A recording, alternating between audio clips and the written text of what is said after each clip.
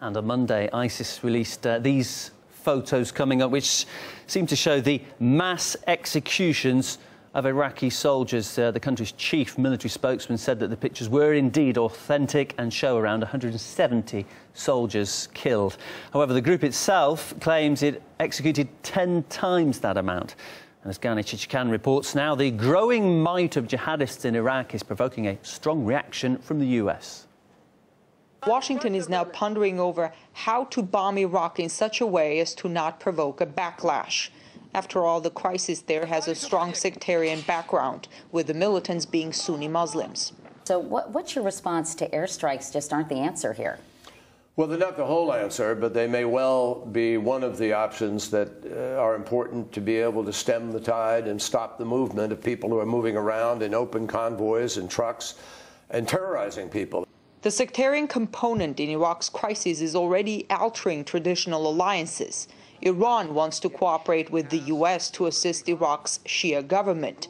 Washington's ally Saudi Arabia, on the other hand, warns against any foreign interference, amid reports that wealthy Sunni donors in Saudi Arabia, Kuwait and Qatar have been funding militants from the Islamic State of Iraq and Syria. The U.S. is allied with all the Gulf countries that are supporting the Sunni rebels in Syria, that are supporting them in Iraq.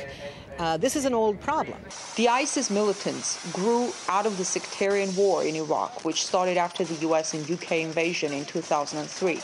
Today, some of the politicians who made the decision to invade are anxious to wash their hands of blame. The UK's Tony Blair wrote, "We have to liberate ourselves from the notion that we have caused this. We haven't." The Sunni extremists now control vast areas in Iraq, including the cities of Fallujah and Tikrit, as well as Mosul, the second largest.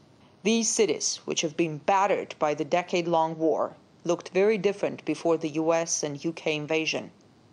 In 2002, I was in Mosul, in the northern city that has been now seized by the rebels, the Sunni revolt. At that time, in 2002, Mosul, and I was greeted by people in Mosul. They were Christians, they were Sunni Arabs, Shiite Arabs, and they were Kurds. They were a tapestry. They were Iraq, the multinational, multicultural communities of Iraq at that time, and they were living in peace. Today, they are divided along sectarian lines because of an outside invasion.